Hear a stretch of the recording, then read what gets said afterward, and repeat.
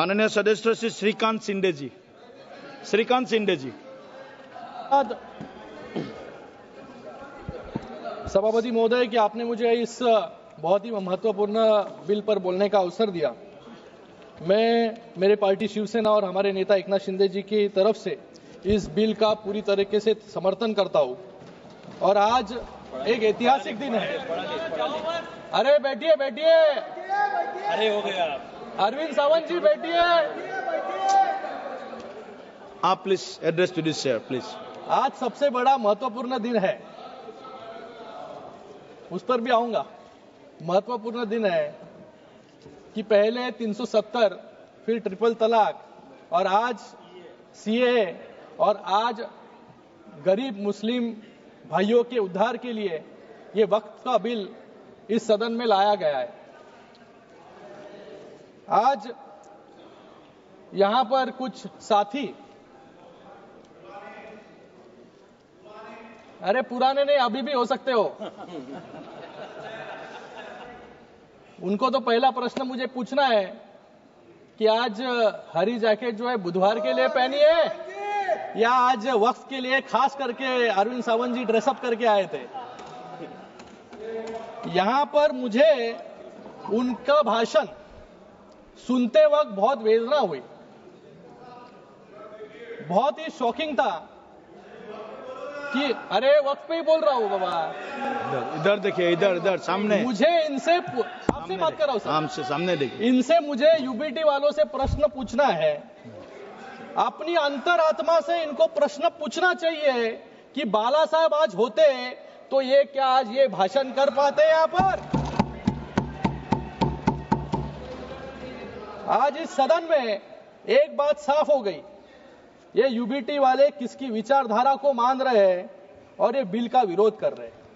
इनके पास एक सुनहरा अवसर था अपनी गलतियों को सुधारने का, अपने इतिहास को संभालने का और विचारधारा को जिंदा रखने का, जिसके लिए कभी बाला साहब ठाकरे जी ने आंदोलन किया था। लेकिन अफसोस यूबीटी वालों ने उस विचारधारा को तो पहले ही बुलडोजर के तले जो है चुरोड़ मुरोड़ दिया है। बाला साहब की जो विचारधारा थी वो स्पष्ट थी, हिंदुत्व की रक्षा, देश की एकता और बाकी धर्मों के लोगों के लिए सम्मान। लेकिन आज अगर बाला साहब यहां होते तो यूबीटी का डिसेंट नोट यहां पर अगर पढ़ते तो उनके आत्मा को बहुत वेदना जो है होती। मैं यहां पर यूबीटी का एक डिसेंट नोट जो है लेकर आया हूं।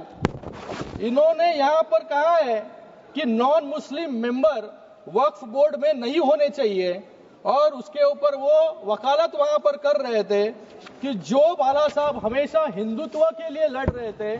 मुझे लगा इनको सिर्फ हिंदुत्व से एलर्जी थी, लेकिन आज हिंदुओं से भी एलर्जी जो है यूपीटी को होने लग गई है आज।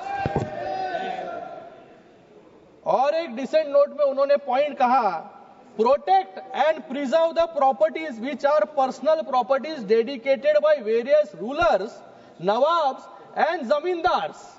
हम ऐसे ही नहीं कहते कि औरंगजेब के विचारधारा पे इन लोग चल रहे हैं, अफजल खान के विचारधारा पे चल रहे हैं, लेकिन अभी उनके प्रॉपर्टी को प्रोटेक्ट करने के लिए खुलेआम जो है पत्र लिखने का काम भी यूबीटी वालों ने किया है। और इन्होंने यहाँ पे अभी कहा वैंडलाइजेशन ऑफ द औरंगजेब टूम, मतलब कौन से विचारधारा पे जो है यहाँ पर चल रहे हैं। जो औरंगजेब आज महाराष्ट्र में आया छत्रपति शिवाजी महाराज जी को पकड़ने के लिए, छत्रपति संभाजी महाराज जी को हालाल करके जिन्होंने मारा, आज उनकी वकालत करने की नौबत जो है कांग्रेस के साथ खड़े होने के बाद इस यूबीटी वालों पे आया। इन्होंने कभी पत्र लिखा नहीं। जब पालघर में साधु हत्याकांड हुआ तभी इनके मुंह से कुछ भी निकला नहीं, तभी चुप बैठे थे। लेकिन आज औरंगजेब के बारे में बात निकली तो यहाँ पे इनको जो है तिलमिलाट जो है यहाँ पर हो रही है। सुनने की आदत डालो।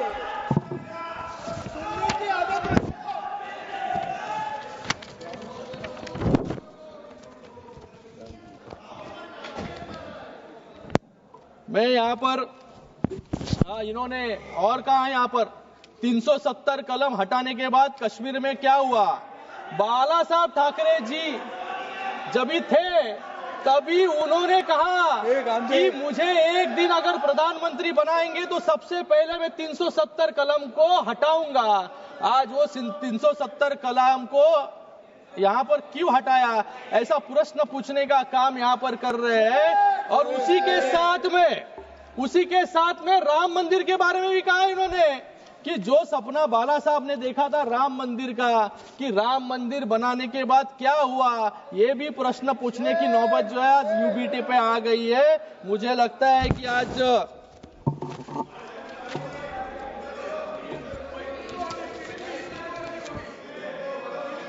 यहाँ पर ये बिल जो है, ये बिल का नाम बदलकर unified Waqf management empowerment efficiency and development यानी उम्मीद रखा गया है।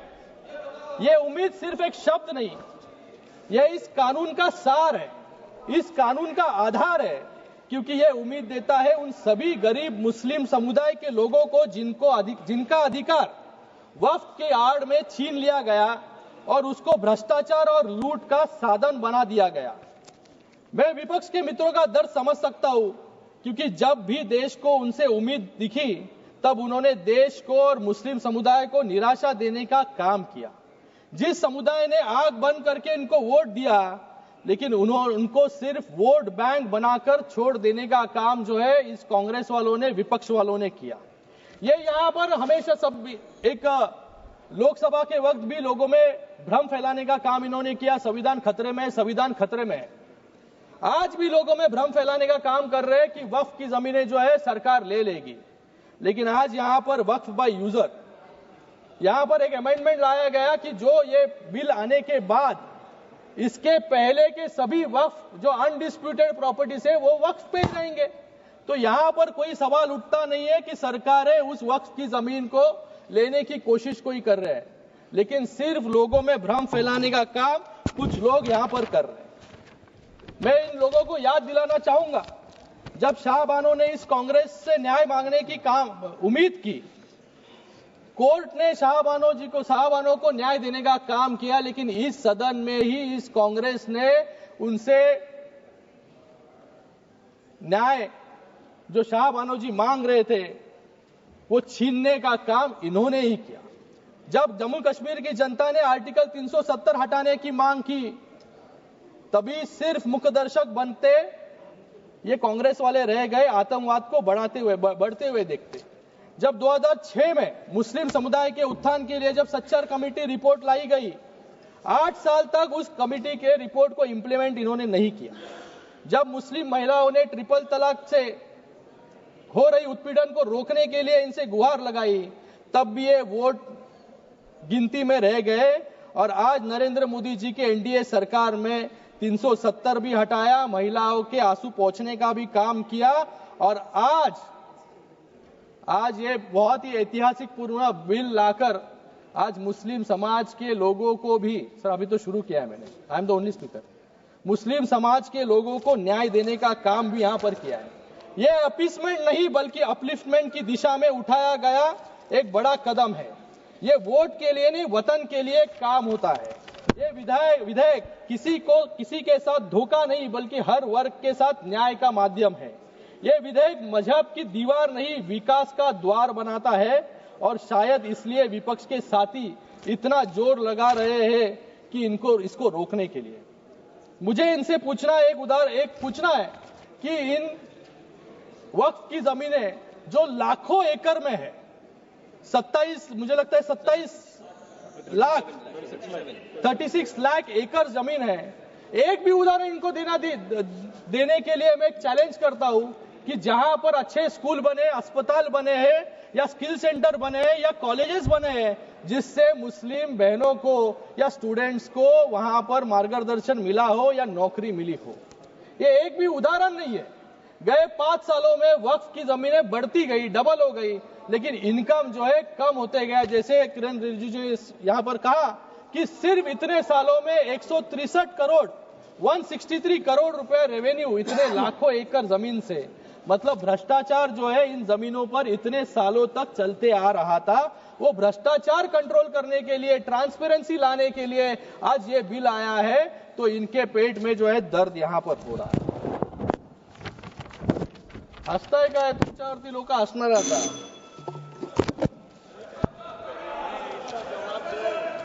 आज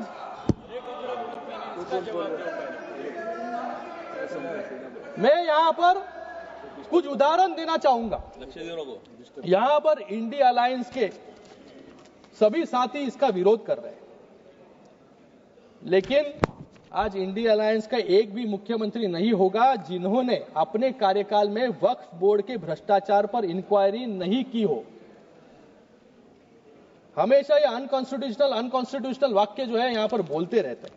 मैं कुछ उदाहरण यहां पर देना चाहूंगा. 2011 में ये तृणमूल कांग्रेस की सरकार बंगाल में थी और कांग्रेस केंद्र सरकार में थी, और ममता बनर्जी ने बंगाल में 1000 करोड़ के वक्फ घोटाले की सीबीआई जांच की मांग की थी. दिल्ली में 2019 में कांग्रेस ने आम आदमी पार्टी के खिलाफ मेमोरेंडम दिया था कि दिल्ली वक्फ बोर्ड में भ्रष्टाचार हो रहा है, जिसके अध्यक्ष आम आदमी पार्टी के विधायक अमनातुल्लाह खान जो जेल भेजे गए. उत्तर प्रदेश में भी समाजवादी पार्टी के शासन के दौरान अखिलेश यादव जी की सरकार में मंत्री रहे आजम खान ने वक्फ का मंत्री होते हुए, सही है ना भाई, सही है, बाहर आपसे तो बात किया मैंने, आपको पता है, वक्फ के मंत्री होते हुए खुल्लम खुल्ला लूट मचाई. सत्ता के संरक्षण में जबरन जमीनों को वक्फ संपत्ति घोषित करके अपनी निजी जागीर बनाने की कोशिश की. आज 50 से ज्यादा मामले उन पर दर्ज है और आज जेल में वो सलाखों के पीछे है. आप समाप्त कीजिए. कांग्रेस ने भी उनका विरोध किया था.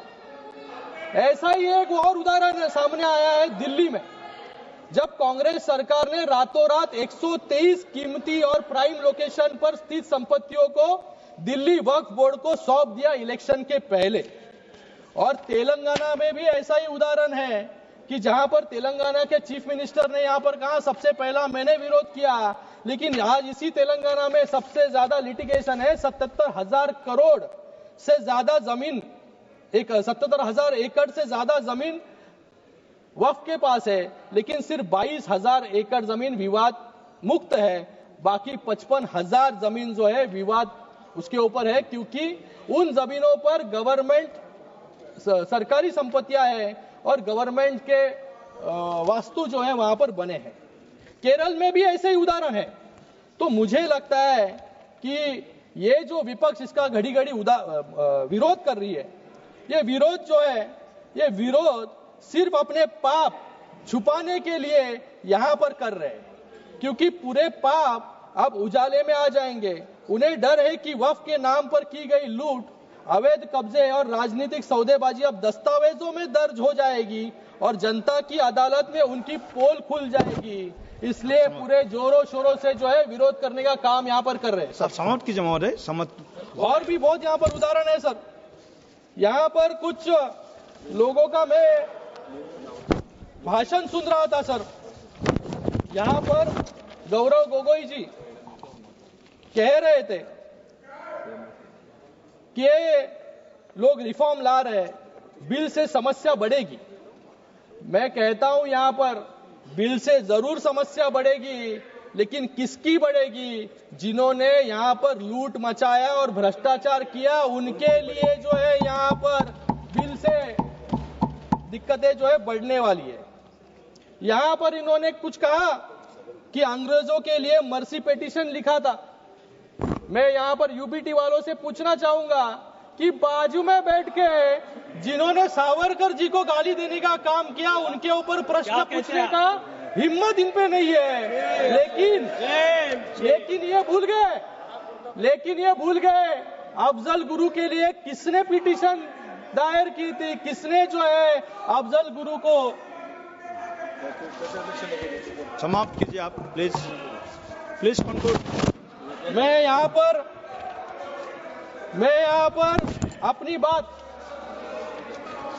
अपनी बात समाप्त करने से पहले, ये जो बिल है 2011-12 में 25% मुसलमान गरीब रेखा से नीचे थे। ये आंकड़ा सिर्फ एक संख्या नहीं बल्कि एक कड़वा सच है जो दशकों से चली आ रही उपेक्षा और तुष्टीकरण की नीतियों का परिणाम है। वक्फ संशोधन विधेयक 2025 इस दिशा में एक क्रांतिकारी कदम है। यह बिल न तो किसी समुदाय के खिलाफ है, न ही किसी के धार्मिक भावनाओं को ठेस पहुंचाने के लिए। यह बिल पारदर्शिता लाने का वादा करता है। ये वक्फ संपत्तियों को अवैध कब्जों से मुक्त करने का संकल्प लेके आता है। धन्यवाद माननीय महोदय, धन्यवाद। सबसे बढ़कर एक लाइन में खत्म सबसे बढ़कर ये उन मुसलमानों को सशक्त बनाने का रास्ता खोलता है जिन्हें सालों तक कमजोर रखा गया। वक्फ की संपत्तियों जो मुस्लिम समुदाय के कल्याण के लिए थी, लंबे समय से भ्रष्टाचार, कुप्रबंध और अतिक्रमण की भेंट चढ़ती रही। इस बिल के जरिए सरकार ये सुनिश्चित करना चाहती है कि इन संपत्तियों का सही इस्तेमाल हो, शिक्षा के लिए, रोजगार के लिए, गरीबी से जूझ रहे मुस्लिम भाई बहनों के उत्थान के लिए। ये बिल मुसलमानों को मजबूत करने का औजार है, न कि उनका हक छीनने का कोई यहाँ पर धन्यवाद हमारा विचार है। मैं एक शेर समाप्त करूंगा। देश की उन्नति के लिए नए वक्त के साथ चलना होगा। देश के उन्नति के लिए नए वक्त के साथ चलना होगा और मुसलमान भाइयों और बहनों की तरक्की के लिए नए वक्फ के साथ आगे बढ़ना होगा। धन्यवाद। धन्यवाद।